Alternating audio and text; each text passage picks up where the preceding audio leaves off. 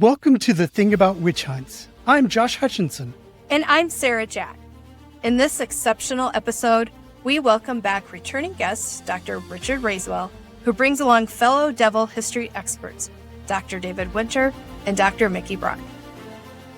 Our three guests recently co-edited an amazing book, The Routledge History of the Devil in the Western Tradition, which features chapters by 30 incredible authors. What are we unpacking in this episode? The devil's backstory, his transformation through the ages, the dark history of how he's been used to demonize entire groups of people, and the ways he shows up in contemporary society. Our experts are breaking it all down. This is a fantastic conversation, so let's meet our guests and begin. Welcome to the Thing About Witch Hunt podcast. Dr. Richard Raiswell is back with us today, along with Dr. Mikki Brock and Dr. David Winter. Please introduce yourselves. I'm Richard Raiswell, a friend of the podcast these days. I'm a professor at the University of Prince Edward Island, and my research these days is largely concerned with the history of the devil and demonology. I'm David Winter. I'm a professor of history at Brandon University in Brandon, Manitoba, Canada, which is due north of North Dakota. I am working on the devil. Right now, I somehow have ended up working up an article with a friend of mine in Iceland on a cunning man who performed exorcisms in the 16th and 17th century, early 17th century. And I'm Mikki Brock. I'm professor of history at Washington and Lee University in Virginia. I work mostly on things that go bump in the night in Scotland, but my new research has taken me into the direction of gender studies and infanticide. So what in the hell brings you all together today to talk to us? Back in the 80s, this medieval historian called Geoffrey Burton Russell wrote a series of 4 books on the history of the devil. And they really defined the field for until quite recently. However, quite a lot has happened in devil studies, driven in part by what's the enormous amount of scholarship on witchcraft. We decided that it was probably about time that we did a comprehensive collection of articles by experts in the various subfields in devil studies to look at where scholarship is about the devil now and to do a comprehensive analysis from the Old Testament up until, we ended up writing the intro the week after Donald Trump was shot in Pennsylvania. A lot's happened since then, but you've got to stop at some point. The publisher does actually want the book. We joke that we did try to get the page length to 666 pages, but we couldn't quite get there because of limits. I'll say one of the things about the book that we've just done is it is the resource that I think we all kind of wish we had in the years that we've spent teaching our own courses on the history of the devil. So we tried to put something together that was scholarly in dealing with the field as Richard laid out, but was also comprehensible for our students, right? And engaging for them. And frankly, just in terms of the timing, I just want to add that we felt that this is a moment where the devil really matters. We've seen a resurgence in demonic rhetoric, and we can talk about that over the course of the podcast. But we felt that it was really a sort of ripe moment in 2020 when we put the book together in terms of its prospectus to do this sort of project. And it actually, in some ways, seems even more urgent to us now. Yes, I don't think any of us got into the field of devil studies thinking it would be immediately relevant. Here we are. I just as a sidebar to that, I opened my doctoral thesis. This is absolutely true. When I defended it in 2012 with the quote that Rick Santorum had said sometime in, I think, the late 2008, 2010, something like that, about how the devil was the greatest enemy of America, right? And that seems like such a blast from the past to think about Rick Santorum and sort of that moment. And I think the role of the devil in our world has just accelerated tremendously, since then. One of the things that's always struck us, and it runs from the New Testament period until yesterday, is that the devil is a really useful, easy, lazy way to deal with difference.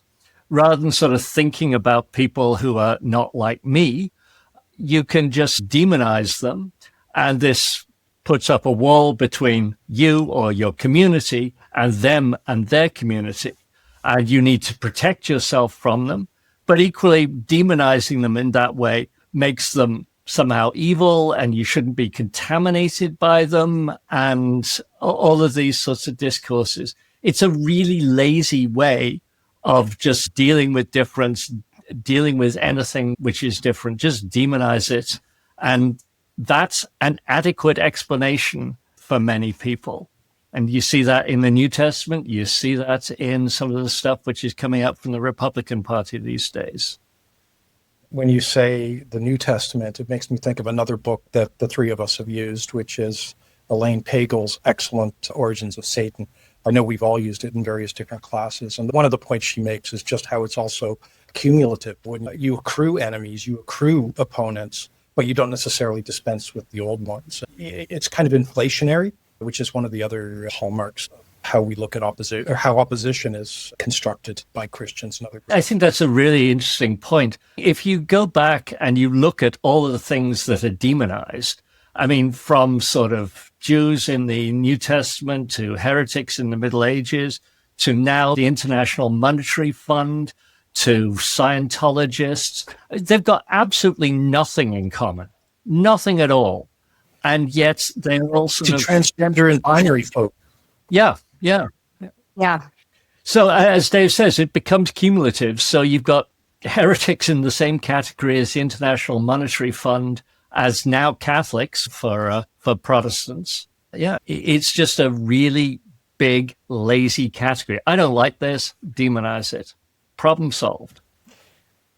And if you buy into that, what a world to inhabit. Right? Like what a world to inhabit where you just accrue just everything that's outside your experience is potentially demonic. Yeah, absolutely. Stressful. So I'm hearing there's a big use for the devil. Can we just take a peek at the definition? I kind of think of two devils that might come to people's mind. There's this pop culture devil, but then I know there's this medieval devil. Is there a consistent definition for the devil? No. And that's the question, right? I think this is one of the reasons why he is so useful. The New Testament is very, very vague about the devil. The Gospel, John says that he's a liar from the beginning, but if you look at the Old Testament, he's not in the beginning. And he's a fallen angel, but that's not biblical. The biblical story, if you start looking at the New Testament where Satan appears, there's just a few snapshots and there's all sorts of gaps. So the tendency from very early Christianity is to try and fill in those gaps. Okay, so where did the devil come from? He's there at the beginning, according to the New Testament. But so what do we do about that? Okay, so he's not mentioned in the creation days. So we've got to sort of write him in somehow. And so there's a whole tradition which writes him in, and that's the story of the fall. And then, so what was really happening in the Garden of Eden? A talking snake comes up and talks to Eve. Well, yeah, that's pretty strange. But if you go to the end of the whole Bible, to the book of Revelations, the serpent is associated with the devil. So you read that back to the beginning. And so there's just enough snapshots of the devil to make it interesting. And you yourself or your tradition can fill in the gaps however you want. So you can make him do pretty much anything in that respect. Yeah, and just to add on to that, I mean, I think I've always found it useful to think of the devil as sort of a palimpsest, right? A series of layered beliefs that are mobilized and used in different ways across time and space. So to the story that Richard is telling about Genesis 3 and the story of the fall, right? If you ask any run-of-the-mill Christian on the street today, they will say, oh, the snake in the Garden of Eden, that is the devil. But that's not actually what the text says. But the way that this layering works is there are passages in Revelations that are read to confirm that interpretation of the story, which really became dominant in the 2nd century for massive consequences for women, obviously. If you think the first person to be led away astray by the temptations of Satan was the first woman, and that's a fundamental part of how we understand what a woman does, right? The implications of that, as you can imagine, are massive and certainly something your podcast engages with. So just seeing the ways in which these things get developed over time, there's no coherence to it, but there's a utility to it. And I think that's actually the point, right? It's a useful organizing tool to think with the demonic. Sorry, Dave, I think you were going to come in there. I was just going to say he's also, from the way he's written early on, a compelling figure. And very early in the demonization process, you get this sort of fan fiction being written about him, who he is, what he represents, the kind of threat he represents. And because he is this nullity or empty category, you can pull from a number of different sources to try and shape and form the image of what this opponent actually looks like and what he does. I think that's a really important point. One of the problems with Russell's books, which I was mentioning earlier, was that he took very much the perspective of intellectual historians and theologians. He was looking at what sort of the greatest hits of theologians. But of course, that's not where a lot of this stuff comes from. It comes from folklore. But increasingly now, it's coming from the likes of horror films. I mean, people's ideas of what an exorcism is come from that 1973 film. All of that feeds into what the devil is. But to Mikki's point about the story of the fall and the consequences for women, there's a really interesting text which talks about the fall from Eve's perspective. It's second century. I'd have to look it up. But the story is that Eve is on her deathbed after the fall, and Adam's there, and so on. And she is really, really angry. And she's saying, this whole thing is not my fault. What was happening is that we were in the Garden of Eden. There was Adam there was me there were a whole pile of angels, and the Garden of Eden was walled off, and Adam was manning one gate, and I was manning another gate, and the angels had the other two gates. And we were holding off all of these demons and the devil who were attacking us. And then at 4:00 in the evening, God demanded to be worshipped. And so all the angels left. That left the whole fortification vulnerable, and so the devil attacked at the weakest point. And her point is, if God wasn't so vain and demanded worship, none of this would have happened. So it's a really interesting story, and I don't know if there's been very much scholarship on it, but it does seem to be a female reaction to the force of the story as it's developing in the time Mikki was talking about. Yeah. And actually, your point about God, Richard, I think is one that we have to talk about, because when we're talking about the nature of the devil and what the devil does, in some ways, we're also talking about God and a fundamental problem that develops over the course of the composition of the various building blocks of Scripture, which is this idea that if by the time you're well into the New Testament, if God is supposed to be all knowing, all good, all powerful, well, then how the hell does evil exist in the world? Why are there famines? Why is there war? Why are there natural disasters? Why are there illnesses? Why are loved ones dying? All of these sorts of questions. Why would an all-knowing, all-powerful God let that happen, right? So people have to come up with how to answer that question. And to some degree, the devil is part of that answer. There's this, and now it actually, I don't think the devil works as a theologically consistent answer, but that's neither here nor there. People use the devil as a way to absolve God of being the author of evil. He might let the devil do certain things, but at the end of the day, it's the devil who's doing them. So again, not theologically satisfying, but it became, as Richard says, a sort of lazy answer to a really vexing problem in Christianity from its early outset. So the devil, he's given certain qualities, and people suggest that he behaves in certain ways. What's used as evidence to develop the devil's character?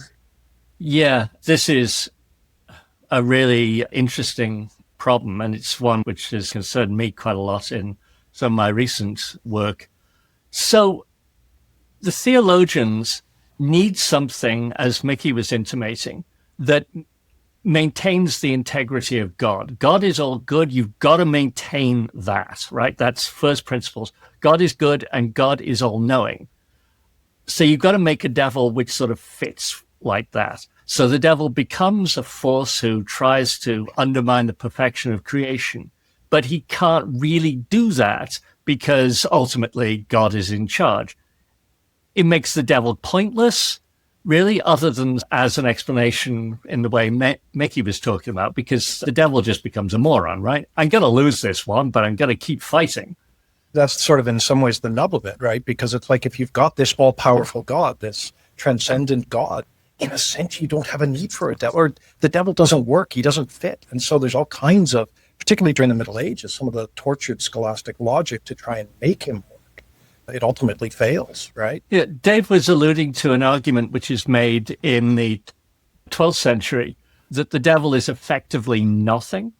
He's the absence of good, which is incredibly unsatisfying unless you're a theologian. When I'll come around and sort of slap you on the back and say, yeah, that's really clever, isn't it? And it maintains the dignity of God and his all-knowingness. And in the end, he's nothing.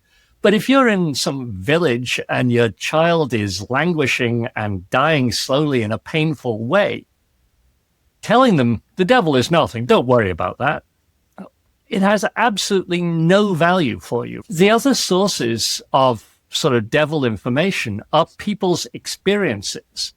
I mean, they take their experiences of misfortune or a personal misfortune or misfortune to the community, and they say ultimately that must be an action of the demonic. So our crops got wiped out by a freak hailstorm in the middle of summer. We're looking at starvation by the high winter, by the coldest part of the winter. That's clearly got to be the action of the devil. It's not something that the theologians would come up with. They're too busy coming up with these neat solutions to the problems that Mikki was intimating about. So you get a lot of this personal experience moving in there. And I think now with a lot of the way that it's working with Christian nationalists is they're also doing the same sort of thing. Anything to do with secular humanism becomes ultimately something that is evidence of the devil. So going to the 60s when the debate about sex education was happening, clearly this is an attempt to subvert the family, to take away traditional family roles and to make it something which is happening in the state. That's not on. We don't like that. So therefore demonize it. So then the attempts to, I don't know, implement some sort of national standards in education become touchy as a result of that. And I think any other social issue, this is probably giving them too much credit. But I do think that some of these people who see in secular humanism the devil are actually sincere. I mean, many of them are just using it as a convenient prop, but some of them, I think, are probably sincere. But again, it just sort of gets assimilated into this massive category, which has no coherence and no sense. But I do think what's interesting is that I think that's completely right. And it's interesting to me that this category, which doesn't have coherence, ends up in practice lending coherence to people's lived experiences, right? That's why that's useful. Right. So let's take your Puritans, right? You've arrived off the ship. It's 1634. You're trying to navigate your way around early days Boston, whatever. And you're feeling like you're in a literal wilderness. You're having these encounters with indigenous folks. You're suspicious of recent immigrants who are coming into one's Puritan community. You have someone like Anne Hutchinson who's starting to say some things that are contrary to the way that the people and positions of power in that community think. And there is this overwhelming sense of being under assault, because if you are the new Israelites going into this wilderness, you need a proximate enemy to make sense of your lived experience in that wilderness. And there becomes this sort of internal logic of people who believe in election. And these are the people that I work on, right? I work mostly on Reformed Protestants. They have to have an enemy to sort of make sense of their own sort of story and lived experience. And also the devil helps to explain why they, the elect, may have trouble praying, why they may have evil thoughts when they're sitting and supposed to be listening in sermon, but actually they're thinking about their cute neighbor that they met, the other day or whatever. The devil becomes a way to explain their own religious sort of sorting. So I think it's interesting how the devil lends so much holistic coherence to people's experience because of the very fact that the idea of the devil itself is incoherent. It's that profound flexibility. I think that brooding sense of being at siege in the world is captured really nicely cinematically in Robert Eggers' film, The Witch. Some of the opening scenes there, just that oppressiveness of the wilderness and being at the edge of the godly part of the world and stuff. And there's an element there which frees you from culpability, talking about the Puritans. If you can externalize your guilt, your lust, then it's not your sin, right? yeah, I fancy the cute woman down the road or whatever. That's not my fault anymore. I can externalize it and make it demonic, or what Tertullian does in the 2nd, 3rd century. Is argue that the woman is somehow creating lust and transmitting it to the male. But there's a whole element of guilt transference there, which is also very nice and comfortable for people who think that they are particularly pious. Well, and I think it does explain modern actors in some ways too, because it's like, this is why in the culture wars, things are such a threat, right? Like, well, who is actually changing that Cracker Barrel logo and exposing me to the waves of wokeness? It's old Nick. And and one very quick point just to add on to this. So I'm thinking about what Richard said about it's guilt transference, and it's easier to say this is Satan who's implanting these thoughts on my mind. It's not me. If you asked your average Puritan minister, they would say, no, this is part of man's innate sinfulness, your fallenness. You're only elect because of God's grace.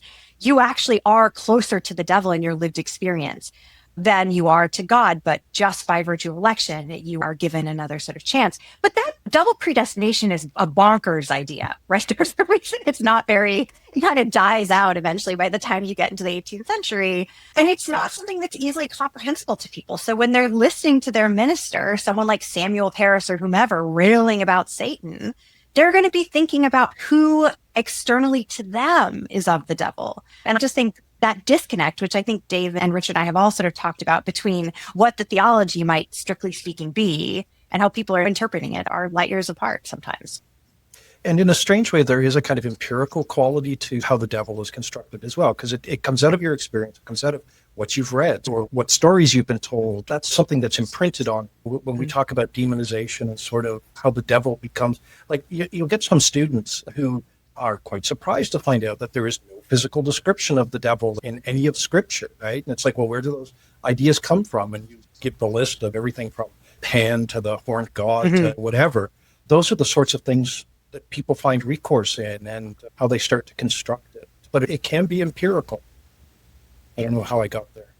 That was great, because it really, I think it's understanding. I mean, it's kind of like the witch. When you know what a witch is when you see it, supposedly, that's the devil too. And it's taken all these layers that you're discussing to get us to who he is. But he was established pretty early on. And I also find it fascinating how we personify people as the devil.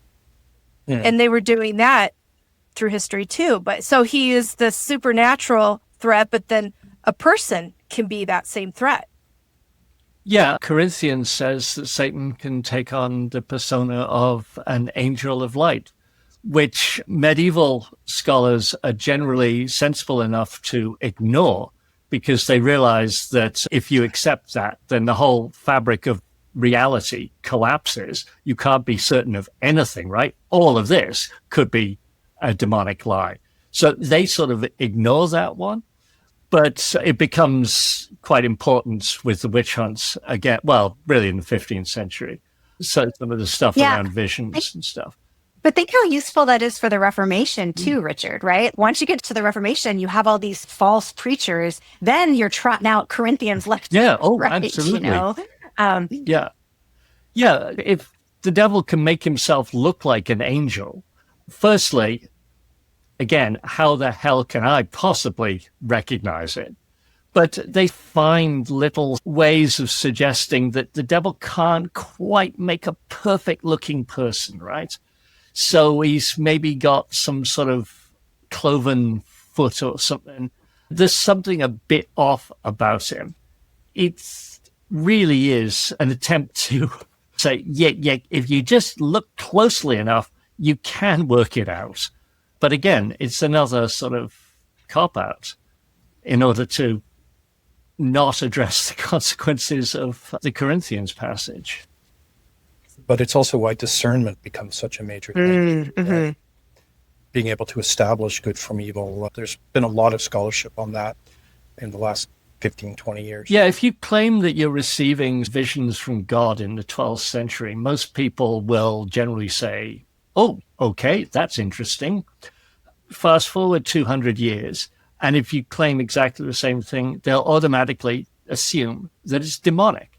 And the burden of proof shifts and it completely reverses. So in 1450, you've got to have to demonstrate that your visions are divine, not demonic. Saint Teresa of Avila and also Francis Xavier both had to spend some time trying to impress upon people that their visions were actually divine and not demonic. I just want to say about that, one of the things that's really important in terms of how discernment operates or how perception of people or groups as in league with the devil operates is one of the really important factors is how fearful are people?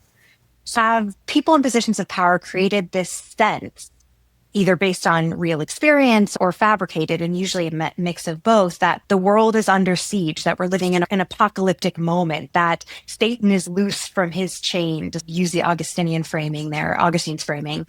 I think if you create that picture, right, that the world is literally going to hell in a handbasket, then people are going to be much quicker to interpret their enemies, challenges that they face, events in the natural world, whatever, as coming from the devil because of this sense of being under siege. I think that really matters. I think it's why apocalyptic rhetoric and fear mongering writ large is so profoundly powerful. Because if you tell people that the devil is after you and the devil's enemies are all around you, then you're conditioning people to look for that in their lived experiences. And it becomes this self-legitimizing discourse. Right? There are witches among you. You have to look for them. Oh, look, I found some witches and they definitely are doing devilish things. Gosh, I should look for more evidence of the devil that's active in the world, right? It becomes a snake eating its tail. And I think we just see that happening really profoundly at different moments in history, I think, including our own in some ways. And importantly, it works backwards too, where it's like they're doing something I don't like. That must be demonic. Yes. Right? Yeah. Yeah, there's a line that I've read once ages ago and I can't remember who wrote it down originally, but seeing may be believing, but believing means that there's an awful lot to see. And it's significant, as Mikki was intimating, that whenever you've got a major witch panic, it's always preceded by somebody coming to town, or usually preceded by somebody coming to town and spending days preaching about the evils of witchcraft. 2 weeks later, guess what happens? People find lots of witches. Yeah, conditioning and priming sort of really makes a lot of difference. Well, and in a way, I think this goes back to one of the things we were talking about the origin of the book, is that we have detected, like if you want to understand witchcraft and if you want to understand the social panics associated with stuff like that, you have to understand this world, this oppositional frame that people have. You have to understand that they think that the devil is loose in the world and they need to beware of that and prepare.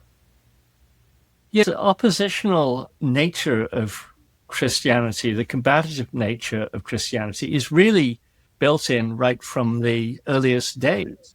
The problems for early Christians is that it's difficult to distinguish them from mainstream Judaism. And the early debate is, what makes us? We just a sect of Judaism, or are we something completely different? Pagels argues in the book Dave was alluding to that one of the big walls that the Christians put up is between them and Jews. And it's actually easier for the Romans, who are hardcore pagans, to be assimilated into that than it is for Jews, because they're trying to say we're something different to the group they came out of. And then, of course, early Christianity is persecuted. And so a lot of the sort of early theology is formed in this context where Christians really are a secret sect and they really are being executed for their beliefs. So the theology has that built in from a very early stage.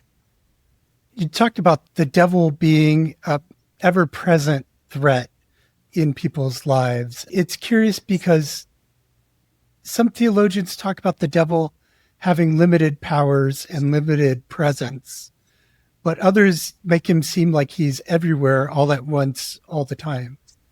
Like, what's the difference? Like, which is it? I think that goes back to what Mikki was saying. It depends on what version of God you want, right? And what you're trying to explain. If you've got a very, very powerful God, God is all powerful, then your devil must ultimately be underneath them, subservient to him. And so his power is limited.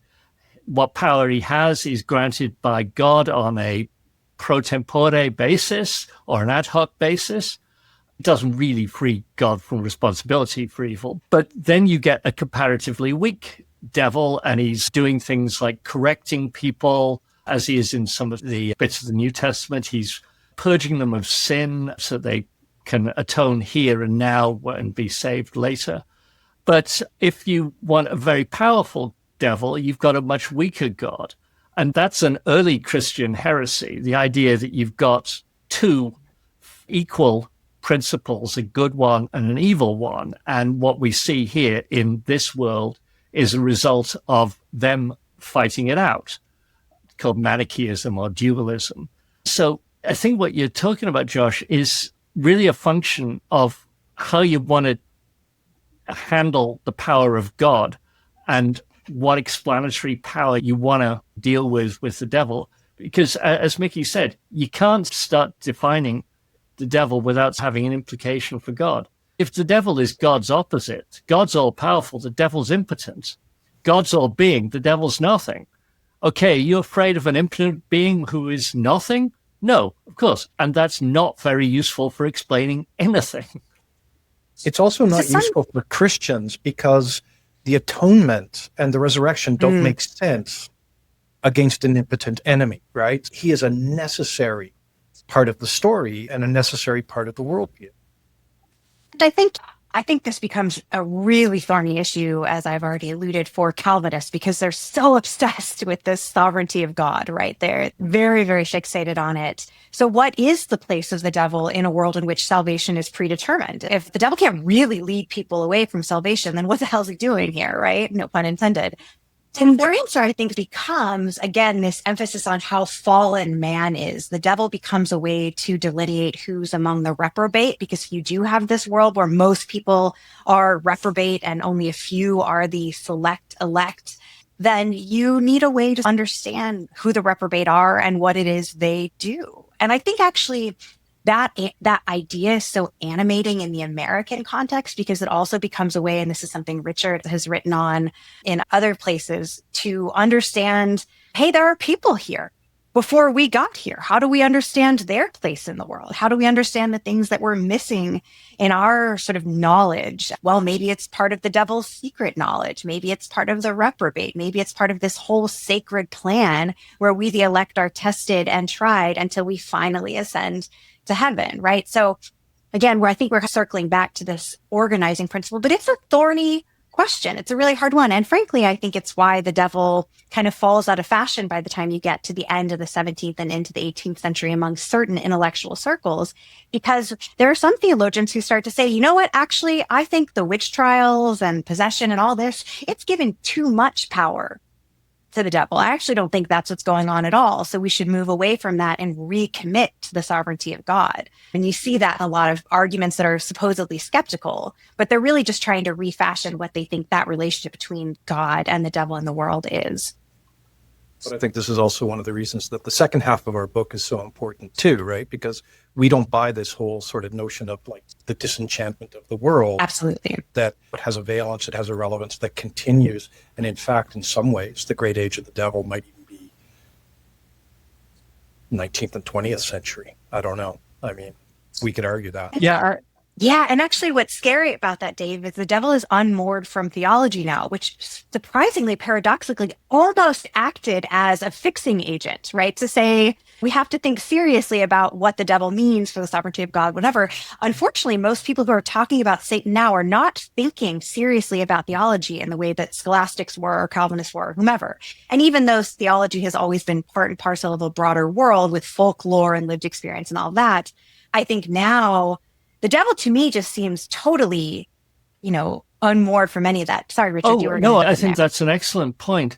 Yeah, he really is unmoored by theology. The Inquisition, for obvious reasons, gets a very bad rap, but there's an Italian scholar called Carlo Ginzburg who's done some really interesting work.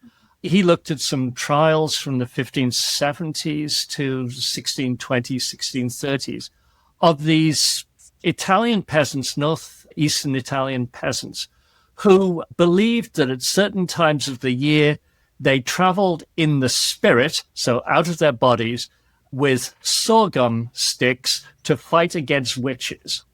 These people are bizarre. They're hauled up in front of the Inquisition, and the Inquisition just says, you're nuts. This makes no theological sense. If your spirit leaves your body, we've got a word for that. It's called death.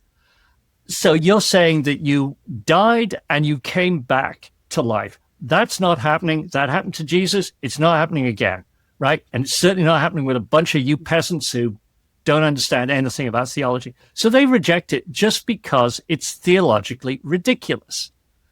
But fast forward now to where we are, and Mikki's absolutely right. We've got no sort of theological anchor. And sure, I had a spiritual visitation. I've traveled up. Yeah, absolutely. It's theologically ridiculous, but without any theology, not a problem. Sorry, Dave. No, I was just going to say the name of that book, if your listeners are interested, it's Carlo Ginzburg. It's The Night Battles, and it's a marvelous book. It is, and he includes a good chunk of the Inquisition records. And what's so interesting is that the scribes actually record the mannerisms of the people being interrogated. So when the inquisitors are asking them questions, you've got notes about, and the accused is laughing when I ask this, and things like that. Because there's clearly such a gap in their level of understanding. Their worlds just don't coincide, and the Inquisition just thinks they're nuts. So I'm hearing here presently, the devil is more of a lived experience, starting to become more of a lived experience as far as people's perceptions of him. And I'm wondering about portals to hell and possessed homes and possessed objects. How is that happening? What is the origins of that? Yeah, that's interesting. Many years ago, when I was in Toronto, I met the exorcist for the Diocese of Toronto. He was, I don't know, he must have been in his 70s. So he was appointed, must have been in the late 40s, something like that. And he said he had done in that time a grand total of 0 exorcisms. So Diocese of Toronto is a fairly large Canadian diocese. It's probably the most populous, and he'd done none. He said there'd been a number of cases referred to him, but he'd referred the people to mental health counseling or something like that, but he'd done nothing.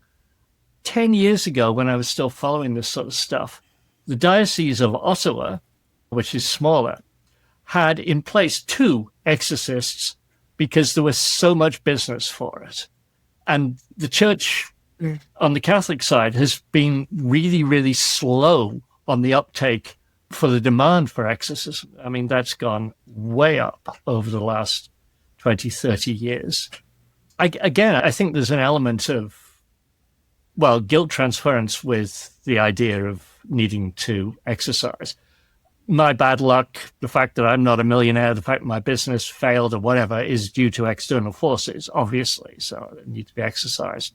Or my drinking is a result of some sort of force acting upon me or whatever. As to portals to hell, I don't know about that. Does anybody else have? A lot of that stuff, like portals to hell. I mean, so for example, I live in rural Virginia. I'm almost to West Virginia, and their Appalachia is chock-a-block with like the Devil's Watering Hole and Satan's Riverbend or whatever. There are lots of features in the natural landscape where people have had falls, where they've had bad events, things like that get sort of reframed as having these demonic valiances. And I think that's part of a very long folkloric tradition of associating certain energy and events with various landscapes. I mean, this happens in the context of the witch trials. There are certain places and spaces that are known to be centers for like a witch's Sabbath, for example. So I think it is partially like a folkloric reading of the landscape that can sometimes be rooted in lived experience, but also is a way for people to orient themselves with the world. I have to say, everybody wants to ask about portals to hell. I once did a History Channel program, and the person interviewing me kept saying, but what about the portals to hell? And I was like, sir, I'm a historian of the 17th century. I've never read anything about the portals to hell. And in fact, like my ministers would have been really freaked out if any of their parishioners parishioners said anything about that, they would think that was like popish and wrong. But I do think people are interested in how they live in the world and what they encounter and what they experience. Just to say quickly about Richard bringing up modern day exorcism, and this connects to what you asked Sarah about haunted houses and poltergeists and all of that. There are certain hallmarks in the media landscape that have such a big impact in how people see the world. And there's no question that The Exorcist, was that 1973? Yeah. Correct me if I'm wrong on that date. But yeah, 1973, Rosemary's Baby, these films coming out that are conservative responses to what they see as growing liberalism of the late 1960s and a perceived growing secularization. So these films are basically meant to say, look, the devil is here. He is active in the world. He may be in your child. You better be a believer, that sort of thing. That sets off this real appetite, right, from lots of people to see more representations of the devil on screen. So yeah, I think you have one film that makes a big difference, or two, or whatever, that's responding to a certain moment. I would say it's three. You got to put in The Omen in there, which is 75 or 76. Oh, yes, of course. Which is the Protestant response to The Exorcist. Yes. Yeah, those films are enormously important in that respect. But what's interesting about those three films, and goes back to what Mikki was saying about fear, is that they're happening in the household, in the domestic space, right? They're happening in the family. There's something wrong with the family in both Rosemary's Baby and in The Exorcist. The Exorcist, it's a woman who is, I can't remember if she's divorced or just separated, but the father is out of the scene and he won't even phone Regan on her birthday.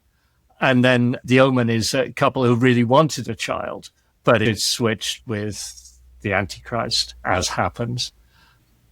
But I think putting it into a domestic context really goes a long way to feeding into what becomes the panics of the 80s, which are all about domestic spaces and challenges to childhood and mothers who aren't fulfilling their traditional roles, as they didn't in The Exorcist. I guess Rosemary's Baby, she tried, but she was carrying the Antichrist, so what can you do? And that's, of course, when we get the panic 10 years later, the locus for demonic activity is in all those places where bad mothers are letting their children run riot. So it's heavy metal concerts, it's Dungeons and Dragons when they should be doing wholesome after-school activities. Instead, it's a bunch of kids, latchkey kids sitting around playing with satanic forces and stuff. Heavy metal music. It's all those places that are new spaces in the 80s and 90s, 70s, 80s, and 90s, I guess. One of the points that Sarah Hughes makes in her excellent book about media and the panics in the 80s is that, of course, the 80s are the first time that kids will have a TV in their room. And also when they've got access to video cassettes. So parents, you don't have TV as a family time anymore. It becomes a more solitary activity. And they're off in their bedroom listening to their heavy metal and then watching what is an R-rated film, and their parents don't know. And so there's all of this angst associated with that. But I highly recommend Sarah's book. Yeah. Do you think there's something important to say here about how much of this satanic panic, how much of these demonic anxieties revolve around two things that have just come up in Richard David's comments, which are mothers, right, and the female body? And if you look back, for example, at the history of the witch trials, one of the things people believe witches do is impede reproduction at its various stages, right? Causing a husband to be impotent, causing a woman to have an abortion, the witches stealing babies from their mother's beds, all of those sorts of things. So that's connected to the second point, which is this tremendous anxiety about childhood.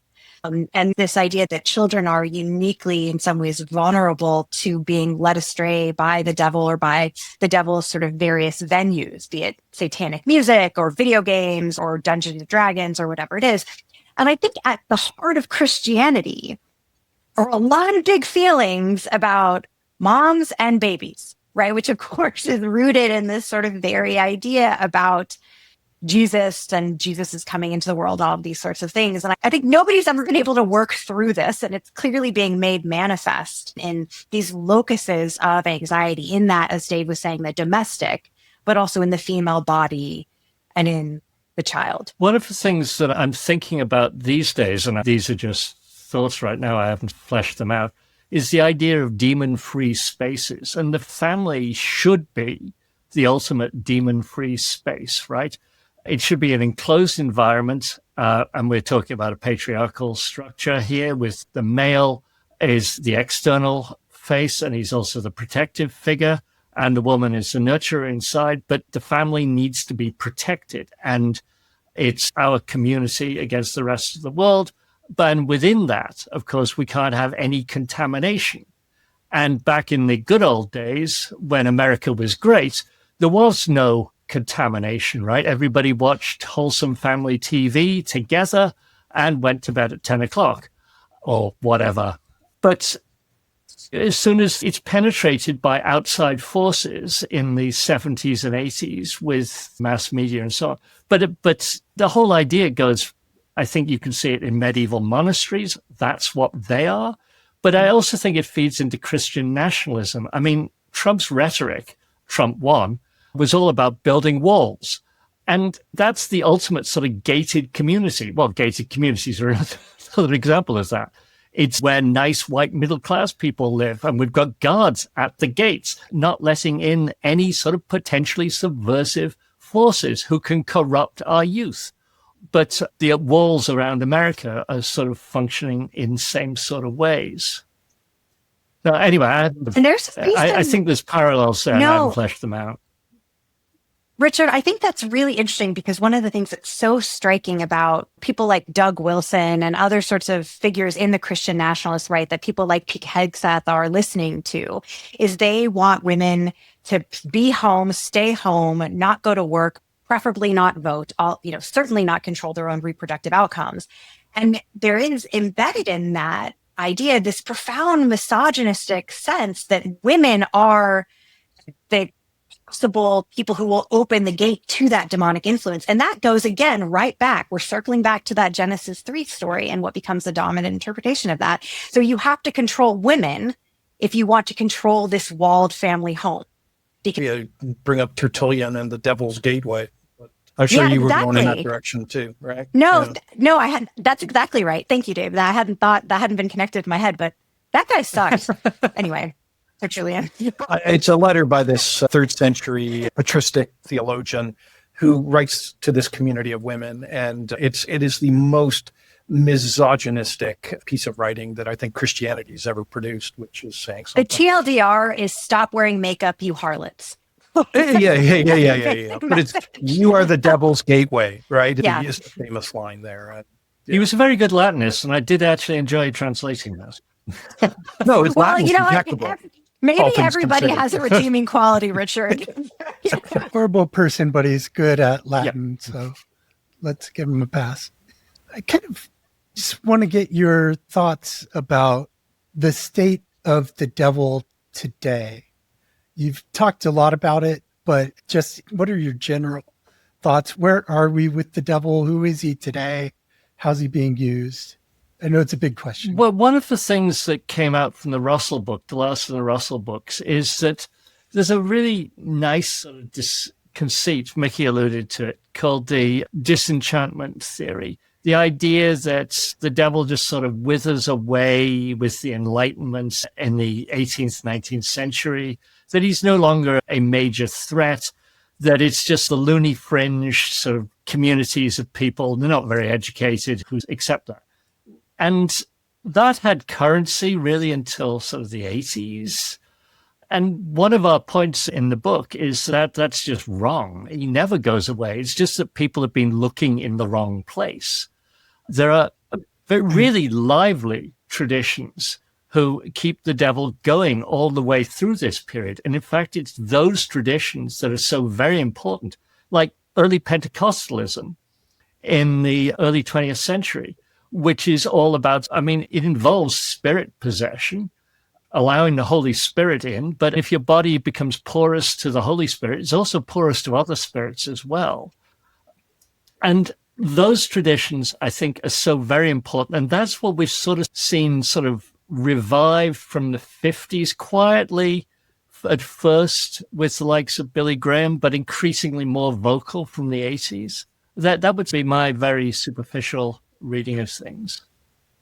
I'd say, just to add to this, because it is a big question. It is the question that our book in some ways tackled. I mean, something does change, right? In the late 17th and 18th century, there's a greater permission structure for people to have questions about the identity, the efficacy, the existence of the devil, right? There becomes a broader range of opinions. And there are some people who do see the devil as symbol, as metaphor, as representative of this idea of hell as other people, these sorts of things.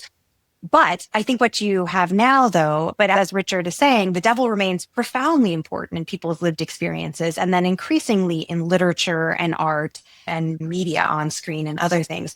I think what we have now is a situation of really two tracks of thinking about the devil that have a major impact on the state of Satan today, if you will. And on the one hand, you have people who are continuing this nascent skeptical tradition, who maybe don't believe in the devil at all, right? Surveys show the devil has not fared as well as God, right, in terms of belief. Although, of course, actually, I think those surveys need to be redone because of the way they've asked those questions. If anybody out there wants to fund the three of us to do that research, we're quite keen to do it. But anyway, there are people who don't believe in the devil or who've taken a completely different view of the devil, like the Satanic Temple, that said, actually, no, let's believe this story that Richard was alluding to earlier of Eve saying, hey, wait, this was blamed on me. This was kind of God's fault. The devil might be a symbol of something else, of liberation, whatever it might be. So there's modern day Satanists who are not theists. They don't believe in a literal devil, but they see the devil as a symbol of rebellion and of freedom on the one hand. So the skepticism and the Satanists on the one track. And then on the other, these Christian nationalists and the rise of the far right who are, I think, co-opting some of these new religious traditions that Richard is alluding to with Pentecostalism and whatever, to say the devil is alive and well and active, and here he is at play in all of my political enemies. And I think what has that group is in the minority, probably, but they have unprecedented levels of purchase at the highest levels of our government today, I think, right? Yeah, I've never heard so much demonic rhetoric in political discourse. I don't know if that two-track thing makes sense, but I think as we've become more polarized, our thinking about the devil has also become more polarized, which in and of itself is more fodder for those who want to say the devil is active in the world. I think those are excellent points. There's a really dated but classic English history book called 1066 and all that. And the phrase which runs through the whole thing is top nation. And the story is how Britain became top nation with the empire. Anyway, I think there's a moment between about 1945 and say 1952 in America where after World War II, it was undeniable that America was top nation. They had the atomic bomb that won the war in Asia. And then in 48, Russia gets the bomb. And then China becomes communist. And you're starting to do things like then McCarthy shows up and you start writing on the currency and God we trust and the Pledge of Allegiance and all of these sorts of things. And I think that's a growing awareness that something has happened. It was going all right. We were top nation and it was clear that God was on our side. But hang on, we're facing godless communists in China and in Russia, and they've got atomic bombs. And I think we've fallen back on that sort of defensiveness again, which is so convenient in Christian rhetoric. Well, I also think, Richard, I think of a couple of books. I think of books like The Formation of a Persecuting Society, The Shadow Gospel. There are still habits of mind that this worldview has led to that sometimes are even subterranean. Like we don't even know that we're organizing the world that way, but maybe it's not explicitly theologically Christian, but it's just this sort of way of organizing the world in these oppositional terms that looks very much like a kind of Christian eschatological view, or one that detects malign influences everywhere. That's the way the world has to work, you know? Mm. Yeah, we have to put in a big plug for that. Second book that Dave mentioned, The Shadow Gospel, which is Whitney Phillips and Mark Brockway. It's a Great fabulous book.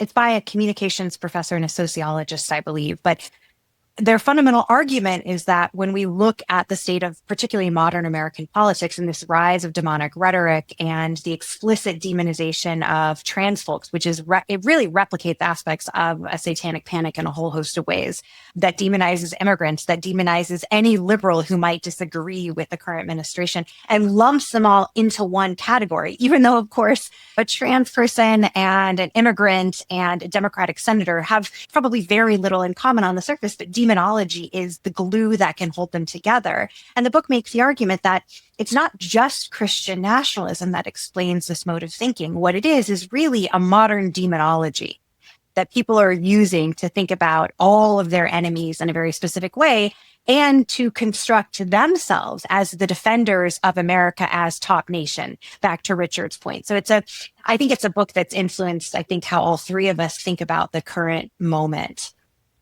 So is demonic rhetoric the ultimate pact with the devil? What I'm trying to say is witch trials and lots of stories, there's accusations against those who may have had to deal with the devil or have a pact with the devil, but this demonizing large groups of our society, it's almost like we have a pact with the devil against the devil. It's so evil. And so it just seems like that's where the devil pact is. Yeah, I think that the pact's a really important point, because the flip side of it is it builds coherence and group solidarity against those people who are in league with the devil, right? We can demonize them, and they are all together, the Democrats and the trans folk and the people who want sex education in schools and whatever else. But it also means that we are a nice, coherent, homogeneous block, and we're bound together by this. And also it means that we're watching over the morality of anybody within our group, right? Said you were actually in favor of sex education in school. Okay, you're not one of us. And the tiniest little transgression means that you're moved to the other category, right? I mean, one of the terms that we used in our introduction to the Routledge book was microaggressions. We've appropriated it from other contexts. But Satan is often seen, I think, in a lot of discourse now as operating through tiny, tiny little microaggressions. It's the slippery slope argument. If we allow sex education to be taught in schools, then what next? If we allow, I don't know, whatever. Someone to take a knee at an NFL game. Exactly. What next? They're clearly not one of us. And if you're not absolutely one of us, you're against us. So we'll just demonize that as well. Yeah, I mean, the devil is such a powerful tool of negative self-definition, right? To define who you are by what you are not. But Sarah, I think you're asking a really important question, which is basically in observing that people on the far right and that certain groups are using the idea of the devil to demonize and dehumanize enemies. Are they really the ones doing the devil's work to some degree? You're basically asking, how should we talk about and think about evil and what evil looks like today? And I've thought about this a lot because if you would have asked me 10 years ago, is evil a useful category of analysis? Historians love that question. Is this a useful category of analysis? Whatever. I would have said, no, it's problematic. It's reductionist. It doesn't really tell us anything. It's replicating. It's flawed thinking. But actually, I think what's hard is when we see people talking so much about evil, so much about the demonic in ways that are clearly being used to demonize, to ostracize, whatever. It doesn't give us much purchase to use evil as a way to talk about social evils, right? Housing insecurity. Is that an evil? There is from my vantage point, a genocide happening right now that we are unable to talk about, but that's a conflict that's involving profound levels of dehumanization and demonization by the party in a position of power that is committing, in my mind, a great evil. But we almost don't have the language to talk about that sort of evil because so much of the terrain of evil rhetoric, demonic rhetoric, is dominated by people who are using it on the right in ways that are really destructive. So I don't know if that's getting at what you're asking, but I think it's a really sticky problem for those of us who want to talk about evil in the world, but in a way that's constructive and not so connected to that long, destructive legacy of demonic thinking. I don't know why, but for some reason it made me think about sort of certain segments in the US. So there's a way in which Canadians, and you got two of us here, in which we sort of approach what's going on in the US right now. And like I have seen voices who will construe sort of social medicine or public health care in Canada as being this slippery slope, this sort of thin end of the wedge where it's like a nanny state and you can sort of build up from there. And it becomes almost like this, by giving people the health care they need publicly, that somehow that becomes demonic or that gets construed as being like something negative, right? It allows you to put evil in various weird different boxes. That's an interesting example, Dave, because one of the things which just sort of we laugh at on this side of the border is when Republicans start talking about the death panels in Canada, that there's not enough money to treat granny, so the doctors just decide to kill them. Absolute rubbish. But if the starting point is demonic, then it's inevitable. That's just a logical consequence of this. If universal healthcare is just another microaggression targeting the family and not letting the family make its own choices, then you just pull out whatever other features of demonic rhetoric you want. And yeah, absolutely. Of course, they have death panels in Canada. And of course, they're giving everybody operations to change gender as well. Yeah, absolutely. It's all happening here. And then there's no space, right, on the other side to say, actually, what is evil is letting people go bankrupt or die because they don't have health care, right? I think it actually is I hadn't thought about this till you brought it up, Sarah, but it is a fundamentally thorny thing if people who are, I don't even want to use a left-right spectrum, but people who are thinking with compassion and empathy and a broader communitarian ethos that isn't based strictly on their family or their own race or whatever, if people have a more empathetic way of approaching the world, where is there space for them to say these things are evil when the other side is using that language so forcefully and powerfully and so lazily to some of our points? And what did to me actually is about how when evil was used in, say, late 18th, early 19th century Britain, a lot of it was that the rhetoric of like, oh, this is evil was often used by social reformers lamenting, for example, the state of London, right, after the Industrial Revolution and the sort of real pocket. I'm thinking about like Charles Booth's map and things. Like evil could be used by social reformers saying, hey, the real problem with someone like Jack the Ripper is not that he's inherently evil, but that he is preying on people in the slums. That's evil. And of course, I think that's a useful way to think about something being evil, but that's not typically how historically within Christianity, evil has been mobilized. It hasn't been used to talk about social ills. It's been used to talk about either demonic groups of people or this myth of like the pure evil figure like Hitler, which of course absolves everybody else of their involvement in evil projects. So it's always been a thorny thing. Yeah, I think the Hitler example is an interesting one as well, because if you do label him as evil, everybody else gets a pass, right? You were just sort of seduced by evil. Russell in his book makes a distinction. I don't know if it's useful at getting at what you're talking about, Mikki, which I think is very important.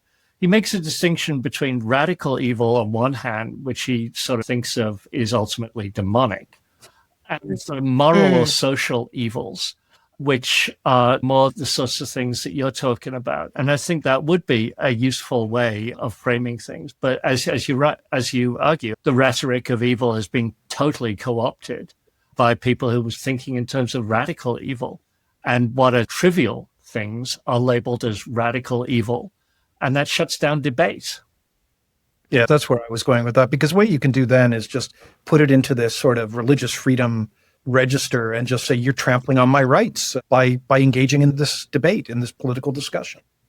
We know it's evil. We know it's the devil.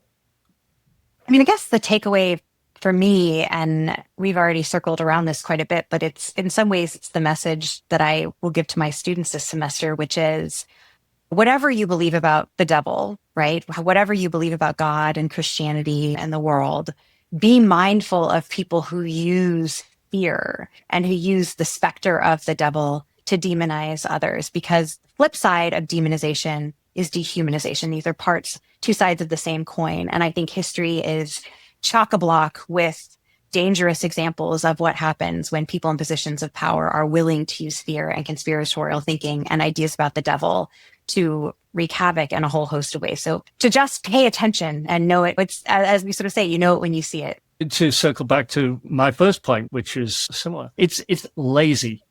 It's fundamentally lazy and it has abhorrent consequences. So think, as Mikki was implying, think about what's happening. It's just too easy, particularly in this world of a 5-second soundbite. It's powerful rhetoric and it's incredibly lazy. And it just elides difference and anything which is vaguely interesting, frankly. That was so great. Thanks for coming together to speak with us, Dr. Raiswell, Dr. Winter, and Dr. Brock. And if you out there are like me, you want more Devil. And you can go to our back catalog for our previous great Devil episodes, many of them featuring Dr. Richard Raiswell. Happy October. Join us later this month for a special live Halloween Traditions Origins live online event, October 26th. The link to attend will be at endwitchhunts.org/events. Have a great today and a beautiful tomorrow.